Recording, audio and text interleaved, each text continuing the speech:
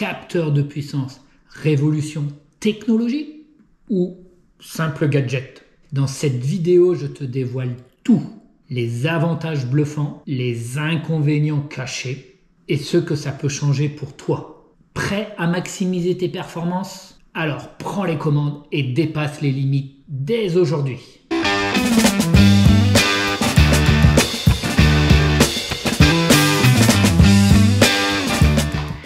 Salut, c'est Lionel Lestrade. Bienvenue à Tous en Selle. Je suis kiné-ostéo depuis plus de 30 ans, triathlète cycliste depuis plus de 25 ans. Mon expertise permet de t'accompagner dans ta pratique sportive en te donnant les meilleurs conseils pour choisir ton matériel, régler ton vélo et te préparer physiquement. Si cela résonne en toi, alors tu es au bon endroit. Si tu es nouveau, n'hésite pas à aller t'abonner. Est-ce donc la clé de la performance ou plutôt un fardeau? 3 parties dans cette vidéo. La première partie, nous irons à la découverte des capteurs de puissance. Qu'est-ce qu'un capteur? Quels sont les différents types de capteurs et pourquoi les cyclistes utilisent ces capteurs? La deuxième partie, nous irons analyser les avantages de ces capteurs et sur la troisième partie, je vous donnerai les inconvénients. Et en conclusion, ne la ratez surtout pas, je vous indiquerai les meilleurs capteurs de puissance pour vous, suivant votre pratique et suivant votre budget. Les capteurs de puissance sur le vélo mesurent la force que le cycliste exerce sur les pédales, sur les manivelles, sur les pédaliers ou encore sur la roue arrière. Et traduisent cette force en données de puissance qui est exprimée en watts. Ces capteurs sont donc utilisés pour aider les cyclistes à suivre leurs performances en temps réel et optimiser leurs entraînements. Il existe donc plusieurs types de capteurs actuellement sur le marché, chacun ayant ses spécificités de technologie et ses spécificités de montage. Donc on va retrouver les capteurs de puissance au niveau des pédales. Le capteur de puissance est intégré dans la pédale et va mesurer la force appliquée à chaque pédale et va la calculer en fonction de la cadence. Petit rappel, la puissance, c'est le produit de la force appliquée sur la pédale fois la cadence, le nombre de tours par pédale. On va retrouver également des capteurs de puissance dans la manivelle. La déformation des manivelles est mesurée par une jauge de contrainte qui détecte les variations de résistance du matériau sous la charge, sous la pression. Comme si on voulait déformer la manivelle. On va retrouver également des capteurs de puissance au niveau du pédalier, mais également intégrés au boîtier du pédalier. On va en trouver qui étaient vraiment les premiers capteurs de puissance au niveau du moyeu de la roue arrière et également bien sûr intégrés au nouveau home trainer connecté. Ces capteurs de puissance, je vous les ai classés en 3 colonnes du moins cher au plus cher. Premier budget, première fourchette de 300 à 500 €. On va retrouver la manivelle comme la marque State Cycling avec la manivelle 4II. On va retrouver également la pédale Asioma mais en version Uno. On va retrouver la pédale de chez PowerTep et également les pédales Vector de chez Garmin. Budget milieu de gamme entre 500 et 1000 €. On va retrouver à nouveau les pédales Asioma de Favero mais en version duo, donc capteur dans chaque pédale. Chez Garmin également, on va retrouver la même chose chez les Vector en version duo. On va trouver le Power 2 Max, ou là qui va être plutôt le capteur au niveau du pédalier, et également chez Rotor avec l'Inspider, je ne sais pas comment on dit. La dernière catégorie, donc en haut de gamme, à partir de 1000 € et plus, on va retrouver le moyeu de la roue arrière chez PowerTep, on va retrouver les doubles manivelles chez SRM, on va retrouver le pédalier chez Shimano dans la version du Race, et également les home trainers comme le Wahoo Kicker Bike.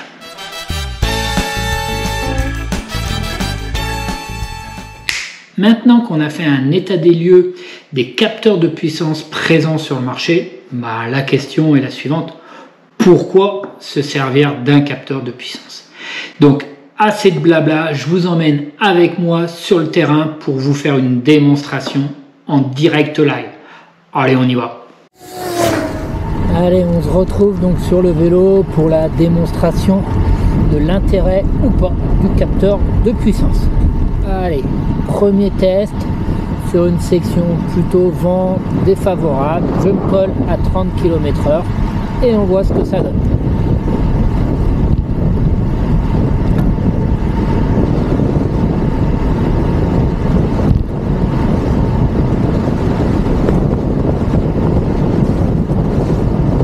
Ça souffle.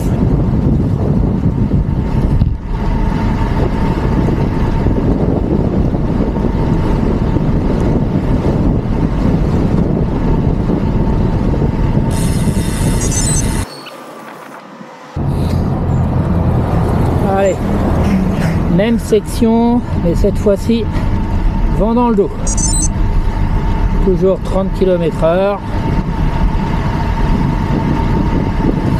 Ah oui, ça change tout.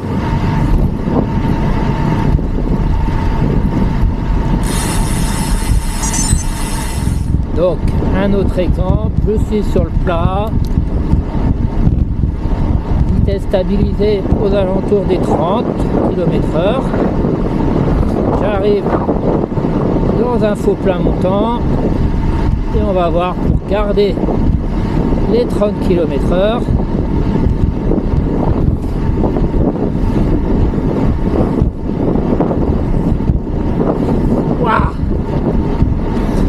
Ciao.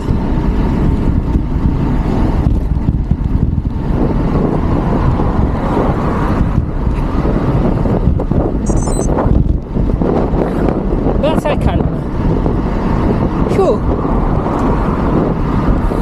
Allez, on se retrouve à l'intérieur pour débriefer tout ça. Youhou! Alors me voilà revenu de ce petit test vélo. Classiquement, quand tu fais le point sur ta sortie vélo, qu'est-ce que tu regardes? Tu regardes le kilométrage que tu as fait et la vitesse moyenne. Et encore mieux, quand tu vas sur Strava, chez Keketland, quand tu vas voir les séances des copains, quand tu vois que Marcel, il a fait sa sortie à 26 de moyenne, alors que moi, j'ai fait ma sortie à 36 de moyenne. Mais ce que tu ne sais pas, c'est que Marcel, pour faire sa sortie à 26 de moyenne, il a roulé tout seul, il y avait du vent et en plus, il y avait du dénivelé. Et au cours de sa sortie, il a développé 220 watts de moyenne. Alors que toi, tu as roulé à 36, ok, mais vous étiez une dizaine, tu es resté dans le paquet, tu n'as pas pris de relais et finalement, quand tu regardes ta moyenne en watts, tu as développé 180 watts. Donc finalement, Marcel, avec ses 26 de moyenne, il a été le plus costaud. Donc voilà, donc juste pour imager que le paramètre de la vitesse en vélo n'est pas un très bon paramètre qui va traduire l'effort que tu as produit sur ton vélo. Sur l'essai que je vous ai filmé, contre le vent en gardant 30 de moyenne, j'étais obligé de développer environ 315 watts. Alors que sur ce même tronçon, avec le vent dans le dos, j'étais à peu près à 158 watts de moyenne. Sur le faux plat, il a fallu que je développe quasiment 450 watts pour garder ma vitesse à 30 km/h de moyenne. Donc le paramètre de la puissance sur le vélo est vraiment un paramètre qui va te permettre de connaître tes zones d'intensité lorsque tu souhaites optimiser ton entraînement. Et je t'invite à regarder la vidéo où j'explique d'ailleurs ces différents domaines d'intensité. À titre d'exemple, je t'ai fait un tableau des fourchettes de watts en fonction du profil du cycliste et en fonction de sa pratique. On va voir que chez un cycliste récréatif, on va être sur des fourchettes, sur des sorties moyennes, en sortie d'endurance, on va être entre 150 et 200 watts. Dès qu'on va avoir un niveau un peu plus avancé, on va être entre 200 et 250 watts. Chez le cycliste élite, on va trouver des fourchettes entre 250 et 300. Et chez le professionnel, on va être au-delà de 350 watts. On va retrouver cette même différence sur des efforts courts ainsi que sur des sprints. ou la différence sur des sprints où les vrais sprinteurs professionnels vont être capables de développer des puissances phénoménales au-delà des 1200-1500 watts. Si on prend comme exemple le vainqueur de Tour de France 2024, le Slovan Tadej Pogačar, on voit qu'il est capable de développer des puissances phénoménales, ne serait-ce que sur l'ascension d'un col comme le col du Tourmalet où il est capable de développer plus de 450 watts pendant cette ascension. Sur des sprints également, on voit que les valeurs de puissance explosent les plafonds et quand on se rend compte en tant qu'amateur les puissances qui sont développées par ces professionnels, on voit que c'est vraiment des valeurs extraordinaires. Donc on voit bien que un capteur de puissance, mine de rien, va te permettre de quantifier précisément la charge d'entraînement, les intensités que tu vas développer pendant tes séances et du coup ton réservoir énergétique. Ces plages de puissance vont permettre de savoir si tu peux tenir un effort quelques secondes, 1 heure, 3-4 heures, voire plus. Donc on voit bien que le capteur de puissance peut te permettre d'avoir un suivi de ton entraînement beaucoup plus quantifiable. Il va permettre de personnaliser beaucoup plus tes objectifs et de les atteindre beaucoup plus vite. Laisse-moi un commentaire si tu utilises déjà des capteurs de puissance et partage-moi ton expérience. Oui, ça a un coût élevé au niveau du matériel. Je vous ai fait un petit tableau récapitulatif dans la partie précédente. C'est de la technologie. Donc, plus on embarque de la technologie sur son vélo, plus le risque de panne est augmenté. On oublie de recharger ses pédales. On a la pile qui arrive en bout de vie. On n'arrive pas à connecter son capteur avec son compteur. Plus on rajoute de la technologie, plus on augmente les ennuis potentiels associés. Et le troisième paramètre peut être la dépendance à cette technologie, cette dépendance à cette data. Et le jour où on n'a pas cette technologie qui fonctionne, on peut être complètement perturbé. Et cette fois-ci, la technologie devient vraiment un boulet. Alors, qu'est-ce que tu en penses? Les avantages surpassent-ils les inconvénients? Dis-le-moi en commentaire.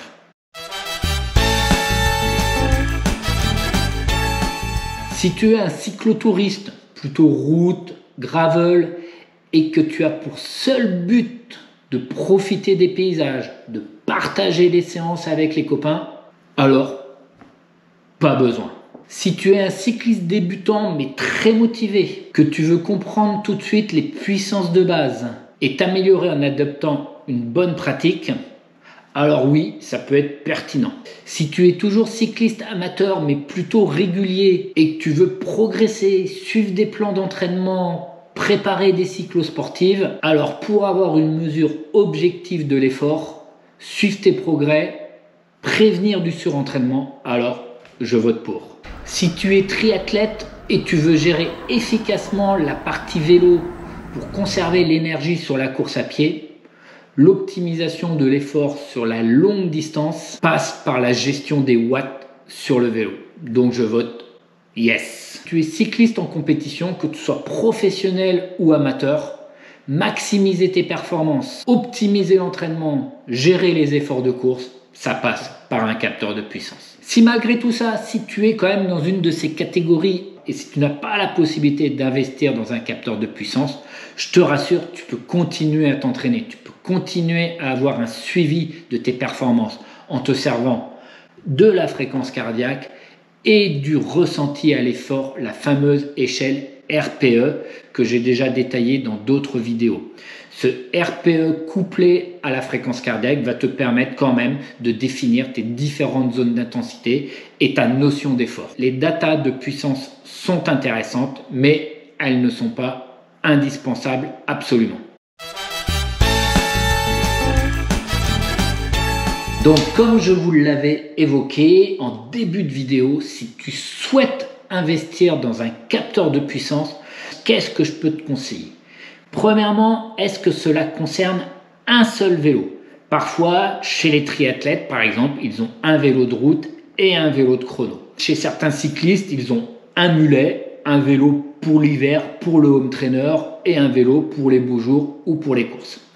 Donc, si tu souhaites un capteur de puissance à utiliser sur 2 vélos, cherche pas, il faut prendre les pédales. Que ce soit en version Uno ou en version Duo, comme chez Assioma, c'est qu'une question de budget, mais au moins tu pourras les installer très facilement d'un vélo à l'autre.